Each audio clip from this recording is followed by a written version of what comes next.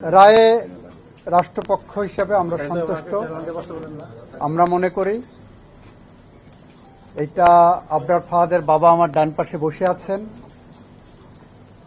উনি ন্যায় বিচার পেয়েছেন, গোটা জাতি ন্যায় বিচার পেয়েছে এবং এই ধরনের রায়ের মধ্য দিয়ে একটি রাষ্ট্র এবং সমাজ ব্যবস্থায় ডিসিপ্লিন আনার জন্য, ন্যায় বিচার নিশ্চিত করার জন্য যে ধারণা, বিচার বিভাগের যে ধারণা, সেই ধারণাটা প্রতিষ্ঠিত হয়েছে আবারও।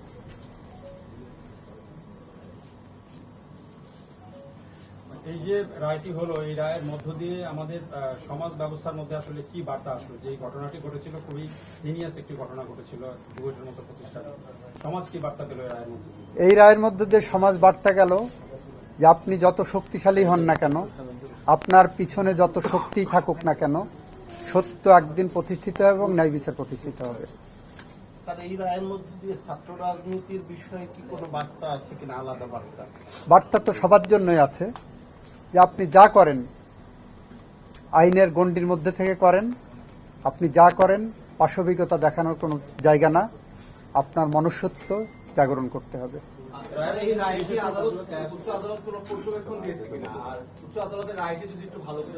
উচ্চ আদালতের পর্যবেক্ষণ যেটা, সেটা ডিটেলস রায়ে আসবে। উচ্চ আদালতের পর্যবেক্ষণ এটাই, নিম্ন আদালত তার রায়ে যে ফাইন্ডিংস দিয়েছেন, যে ভিত্তি স্থাপন করেছেন, সেখানে ওনারা কোনো ইন্টারফেয়ারেন্সের মতো সুযোগ পাননি, এটাই পর্যবেক্ষণ। পুরো রায়টা 20 জনের নিম্ন আদালত ফাঁসি দিয়েছিলেন, 5 জনের যাবজ্জীবন দিয়েছিলেন এবং সেটা বহাল আছে। আদালত রায়টা রিলিজ করলে তখন আমরা নকল তুলব, আমরা আমাদেরটা তুলব, তারা তাদেরটা তুলে নিয়ে করবেন। আইনি যে প্রক্রিয়া আছে, আমরা তাদের আইনগত সমস্ত অধিকার নিশ্চিত করতে চাই। এইভাবে একজন মৃত্যুদণ্ডপ্রাপ্ত আসামি মানে জেল থেকে পালালো এবং অনেকদিন পর কারা কর্তৃপক্ষ সেটা মানে প্রকাশ করলো, এই বিষয়টাকে আসলে কি হবে? এইটা আমার রেকর্ডে আসেনি, আমার কাছে আসেনি। আমি পত্রিকা আপনাদের মতোই দেখেছি, মিডিয়াতে।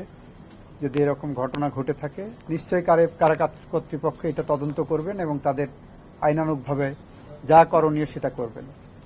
আর উনি যেদিন ধরা পড়বেন সেদিন থেকেই ওনার সমস্ত অধিকার যেটা আছে সেইটা দিয়েই আমরা আইনিভাবে পদক্ষেপ নেব।